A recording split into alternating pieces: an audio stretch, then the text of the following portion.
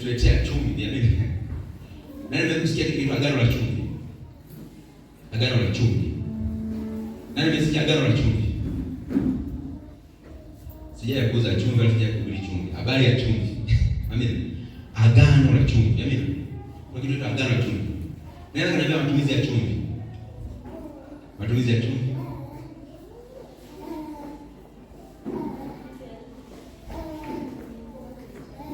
Kuunga kwenye mboga au kwenye chakula. Kwa ajili ya nini? Kwa ajili ya kuleta ladha. Tumpige makofi. Na mwingine kazi ya chumvi. Kuna watu wanauza samaki hapa. Au wanavua samaki kule ziwani kule. Kuna samaki ya chumvi. Sofia, chumvi inatumika kufanyia nini kwenye vitu? Kama kwenye samaki. Amen.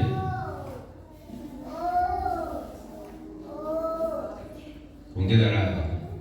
Ikiwa bado haijapikwa.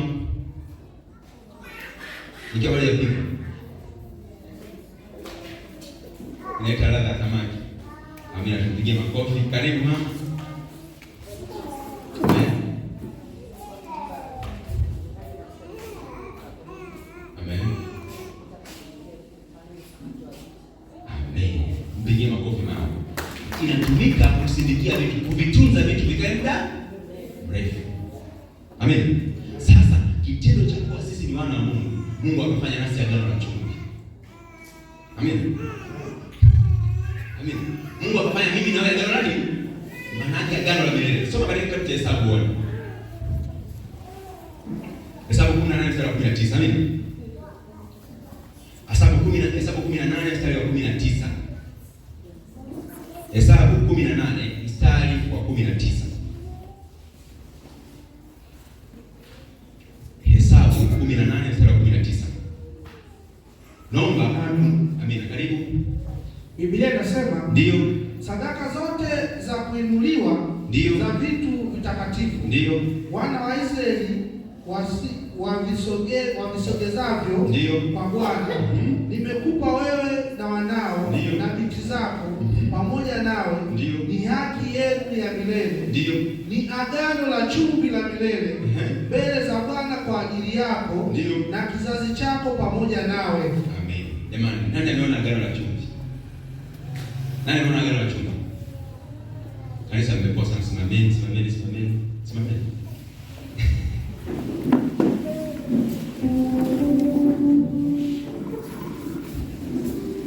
Jinyoshe. Zawadi gani mimi nitamtolea Bwana wangu ila roho yangu Baba pokea sifa hizi Bwana, tena usibariki Bwana, usijaze baraka zako na roho yangu. Haleluya. Haleluya. Mama tuketi. Mmenisikia sana. Amina. Amina. Msikie sana. Najua darasa linahitaji utulivu, lakini msio watulivu kupita kiasi. Amina. Msio watulivu kupita kiasi. Amina. Anasema hivi, Hesabu 18 mstari wa 19.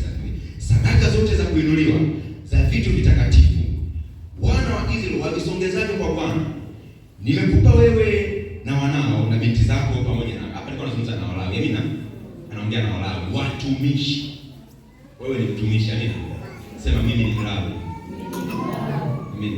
Lakini sio katika agano jipya. Amina. Amina. Itakuwa pamoja. Anasema ni haki yenu ya milele. Ni haki yenu ya milele. Ni agano la chumvi. Akiwa anamaanisha nini? Chumvi kazi yake toka zamani, kazi yake ni kusindikia vitu vikae muda mrefu, litakuwa ni la muda mrefu. Ndio maana yake anamaanisha hiyo. Amina. Litakuwa ni la muda mrefu. Litakuwa halina ukomo. Kiwango cha chumvi unachokiweka katika kusindikia kitu kibichi ndicho umbali ambacho hiyo chumvi yako ndicho ambacho hicho kitu kitakao umbali huo. Amina. Ukiona kwenye gunia la chumvi akiozi hapo, mtakesha miaka hata 40 kinakaa hivyo hivyo. Amen. Amen. Tunaweka chache kwa sababu tukale baadaye. Sio ndio maana tunaweka sima mara ngapi kwa sababu kinapenda daiva. Amen. Wanakaa muda mrefu sana, si ndio?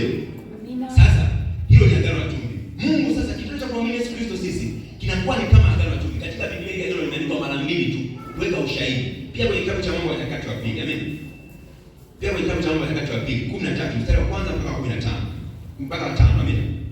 Mambo ya Nyakati tunakuja kuonyesha kwenye neema linamaanisha nini ile agano. Amen. Amen.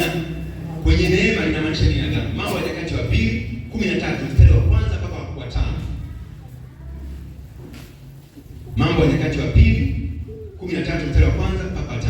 Nimebakia dakika ngapi? Bado. Amen.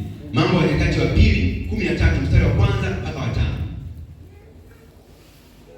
Nitasoma. Tumefika. Mambo ya Nyakati wa kwanza. Mambo ya Nyakati wa Pili 13 mstari wa kwanza mpaka 5. Katika mwaka wa 14 mfalme Yeroboamu akaanza Abiya mtawala juu ya Yuda. Amina. Katika mwaka wa 14 wa mfalme Yeroboamu akaanza kutawala Abiya juu ya Yuda. Hapa kastori kadogo kwa ufupi. Hapa kulitokea mgawanyiko kati ya taifa la Israeli. Wana wa Israeli wakagombana. Amina. Wakagombana.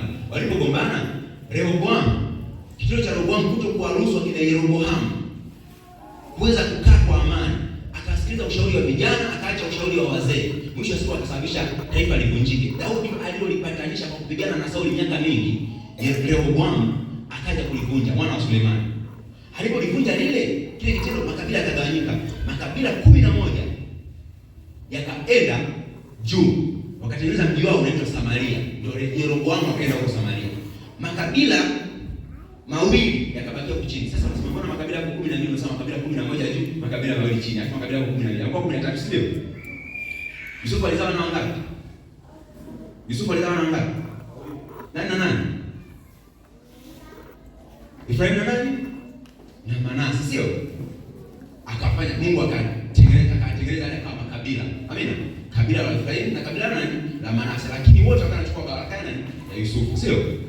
Sasa kama makabila 13. Amina. Yakazaliwa makabila 13 kule ndani. Ndio maana ukianza kuangalia hema kutania ilikuwa inafanya. Jambo la ulia kufundisha leo. Hema kutania ilikuwa kama maelezo. Hivi ndio hema kutania. Kulikuwa na makabila matatu. Kasoma sana kitabu cha hema kutania ilikuwa na makabila, hema kutania ilikuwa na makabila 12 ambayo yanaizunguka. Kabila moja Mungu akalichagua maalum. Ndio maana nikapokelea nikagundua kusudi la Mungu kulitoa kabila la Walawi litumike katika hema. Lenyewe likawa ndani ya hema.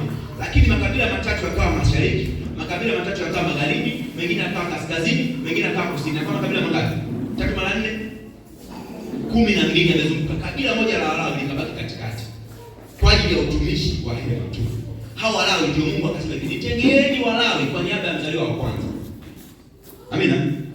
Watasimama kwa mbadala wa mzaliwa wa kwanza. Kwa hivyo baraka zote za mzaliwa wa kwanza zitatoka kwa Walawi. Ndio maana baada ya hapo tunaanza kuona ili ubarikiwe lazima kuhani aseme neno. Katika agano la kale. Amina. Ikawa imekaa hivyo. Sasa mfumo ukawa kwenye mfumo wa namna hiyo. Sasa anasema katika mwaka wa 18 nilikuwa na hapa hiyo hiti niweze kuelewa ninachomaanisha. Katika mwaka wa 18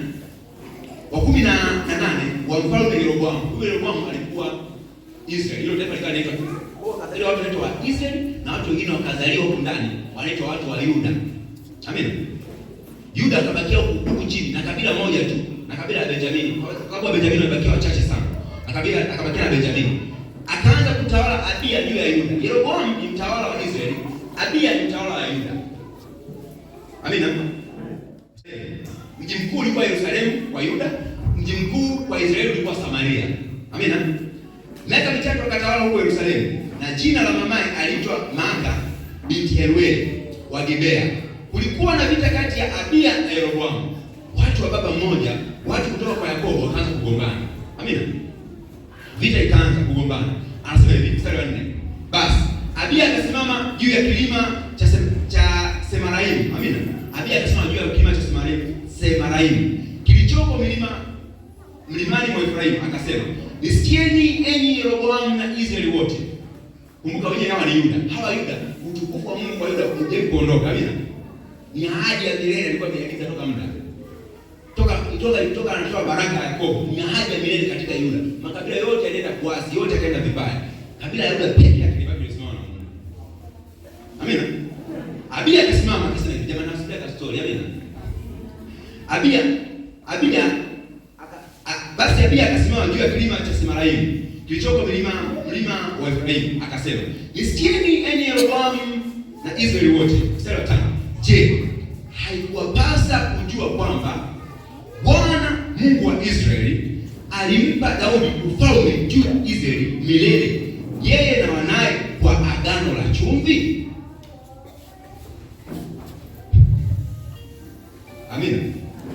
Alimpa ufalme huu wote wa Israeli, yani kutawala Israeli yote, kwamba Yuda atatawala Israeli milele, kwa sababu mlijichagulia Sauli mfalme kutoka kabila la Benjamini, hakunipendeza, hivyo nikamtoa mfalme ambaye ulimchagua ninyi, nikamchagua Daudi kutoka katika kabila la Yuda, nikampaka mafuta Daudi, ndipo nikaagana na kabila la Yuda, nikasema watakuwa watawala wa Israeli milele, kwa sababu ndivyo vitakatifu vinatoka huko. Sasa Abia anamkumbusha Yeroboamu, anamwambia maneno, anamwambia Yeroboamu, ukumbuki Mungu alifanya agano na Daudi kwamba litakuwa ni agano la milele, kwa agano, kwani yeye na wale kwa agano la chumvi, kwamba litakuwa ni agano la milele. Agano la chumvi inamaanisha kitu kisichokuwa na ukomo, atawatunza daima. Jamani, ndio tunaendelea. Amina. Akafanya hilo jambo. Alipofanya hilo jambo kilitokea nini? Huyu Abia alikuwa huyu Yeroboamu alikuwa anataka madaraka kwa nguvu, atawale nchi zote, ampindue Abia. Yuda alikuwa ni wachache, makabila mengine alikuwa ni wengi. Walipigwa wale makabila yote ndani ya dakika chache. Amina. Walipigwa ndani ya muda mfupi, na kabila ambalo lilikuwa ni dogo sana. Yuda alikuwa ni watu wengi, lakini ukijumlisha makabila yote yalikuwa ni makabila mengi na watu wengi. Walipigwa wale makabila yote. Kwa sababu gani? Mungu anatunza nini? Agano lake. Sasa angalia kwenye neema kinachotokea. Yohana.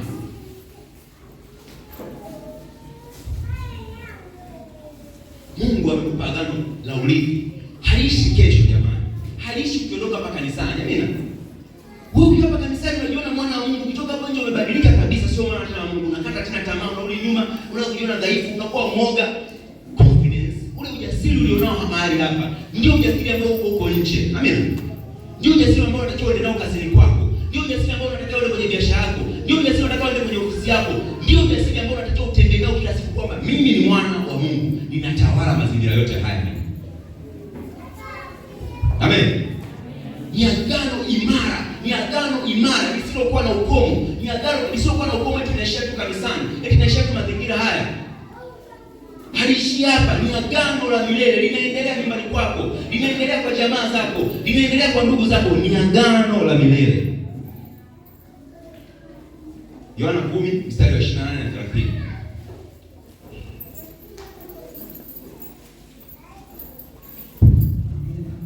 Amina. Karibu. Yohana 10 mstari wa 28 mpaka wa 30.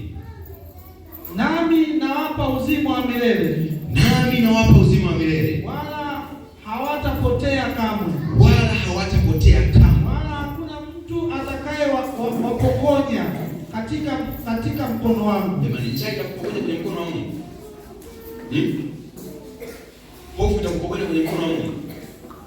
Baba yangu aliyenipa hao, amen, mkuu kuliko wote. Ni mkuu kuliko wote. Wala hakuna mtu awezaye kuwapokonya. Wala hakuna mtu awezaye kuwapokonya katika mkono wa Baba yangu. Katika mkono wa Baba yangu. Mimi na Baba tu mmoja. Mimi na Baba tu mmoja. Utaenda kusoma mbele huko tena kumalizia.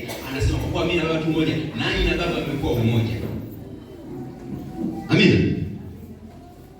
Jamani, msikia maneno mazuri ya Bwana haya. Anasema nami nawapa uzima wa milele, wala hawatapotea kamwe. Hakuna mtu atakayewapokonya katika mkono wangu. Katika imani ya Kristo, kitendo cha kuamini kwamba mimi ni mwana wa Mungu, hakuna mtu ambaye atakutoa kwenye hilo jambo. Amina. Ukiacha kuamini ndio umetoka wewe tu. Amina.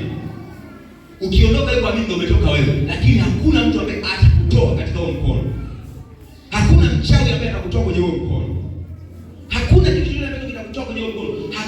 unayoyajua yanakutoka kwenye huo mkono. Hakuna usiyoyajua yanakutoka kwenye huo mkono. Hakuna yaliyo juu yanakutoka kwenye huo mkono. Hakuna yaliyo chini yanakutoka kwenye huo mkono. Hakuna malaika atakayekutoka kwenye huo mkono. Hakuna njaa itakayokutoka kwenye huo mkono. Hakuna mauti itakayokutoka kwenye huo mkono, kwa sababu umeniamini mimi, Kristo Yesu. Anasema hivi mstari wa 29. Baba yangu aliyenipa hao ni mkuu kuliko wote ambao unawajua wewe, kuliko hizo njaa ambazo unazijua, kuliko huo maskini ambao unaojua, kuliko hiyo shida ambayo unaijua, kuliko huo ugonjwa ambao unaojua, kuliko hiyo hao wachawi ambao unaowajua. Ni mkuu kuliko hao wote, wala hakuna mtu awezaye kuwapokonya katika mkono wa Baba yangu. Mkono wa Mungu ni mkono hodari. Mungu alipoambia wana wa Israeli katika Isaya 50:2, watu walipokuwa wakiomba wanasema mbona Mungu atujibu? Kwa sababu walikuwa hajapata ufahamu wa kujielewa wenyewe na nani.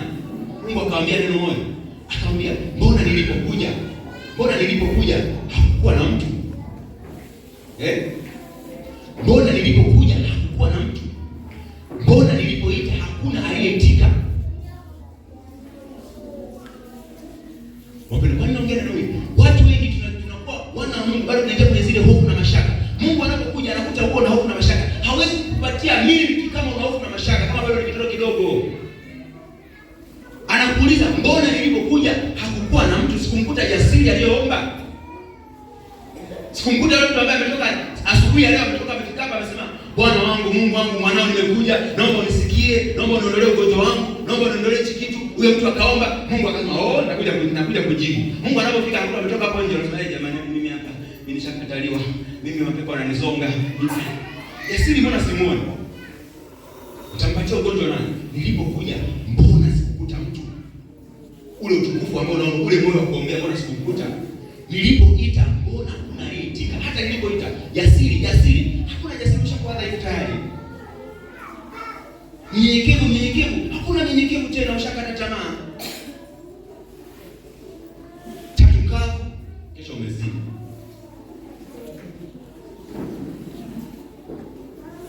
Tatu kavu asubuhi, jioni, kuzini.